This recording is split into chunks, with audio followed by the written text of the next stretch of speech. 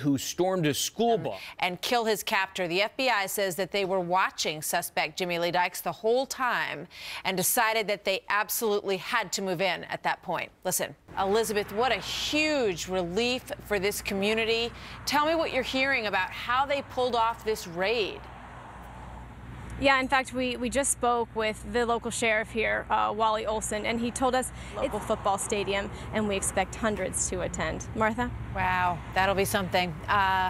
Elizabeth, thank you so much. We just saw the local sheriff there in Elizabeth's reporting. His name is Wally Olson. He's going to join us hour with a little bit more information on how they were able to save that little boy's life. I think we're saying that there was a law passed in the meantime that was supposed to fix that. And I think you're saying that you need to either enforce the laws, very good point, enforce the laws that are on the books, and also deal with this mental health issue, which seems to have fallen by the wayside, very sadly. And here's the thing, Biden had to admit.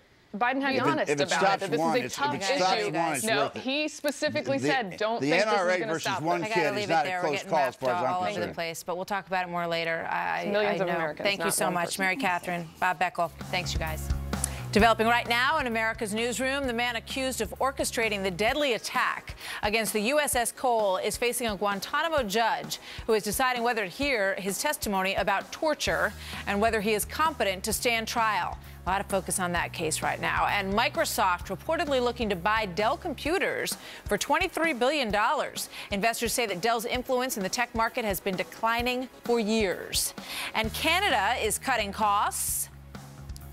When you go to buy something and you have this little Canadian penny in there and you can't use it, it sits in your wallet for like 2 years. Do you so you won't really have that use opportunity pennies anymore in this day and age? I do. Really, I'm one of those people. If it's 67 cents, I like.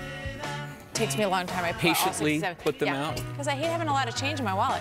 I put them all in a jar and then once a year take it down to the bank. Do you get your kids to roll them up? I get like $10. You get your kids to roll them up. That's what kids are for. No, they do it for you at the bank.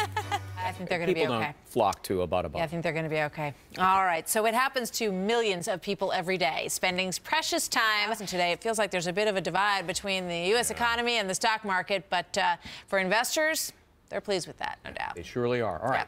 No budget. Whale, right? Oh, man, I'd be so frightened.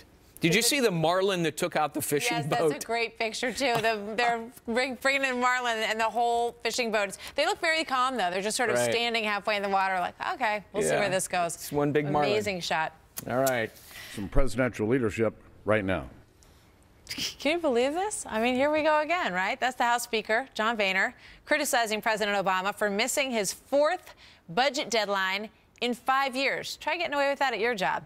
Meanwhile, Senate Democrats have not submitted a budget plan in nearly 4 years, as you probably know, it's right? just like Groundhog Don't try Day. that at home, folks. Nothing Imagine changed. what that mom felt like when she was able to put her arms around that little boy. I cannot, and we're so glad as a they're mom, together. I cannot imagine. Yeah, Congresswoman absolutely. Roby, thank you so much. Good to have you with us. Thank you for having me. We want to bring in borders, both north and south.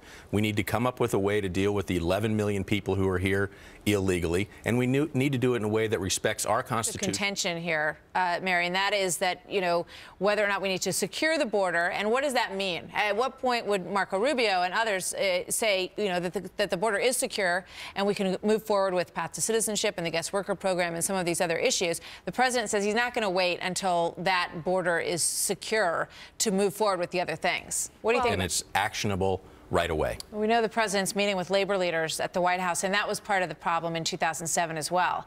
A lot of the unions were not happy about the potential for a guest worker program, that would infringe on their workforce. Well, you know, Martha, my congressional district was... Thank you. Great having both of you here today. Good to see you both. Good to see you. We'll be speaking. And a young girl's fight for her life. Anxiety medication. I got a feeling notobody tells that girl what to do. Yeah, nobody tells that girl what to do. She's going to learn the hard way. Oh, you know, you got to be respectful. Okay, equipment replacement. So $500,000 down the drain, right? What was it? Still had a blackout. You know, there's get out of there. So hopefully we'll get you that video. You'll get to see that soon. But great American we wish her skier. well. She's an awesome skier, incredible woman. That's going to do it for us. Thank you, Greg. Happening Now begins see you tomorrow. right now. Bye, guys.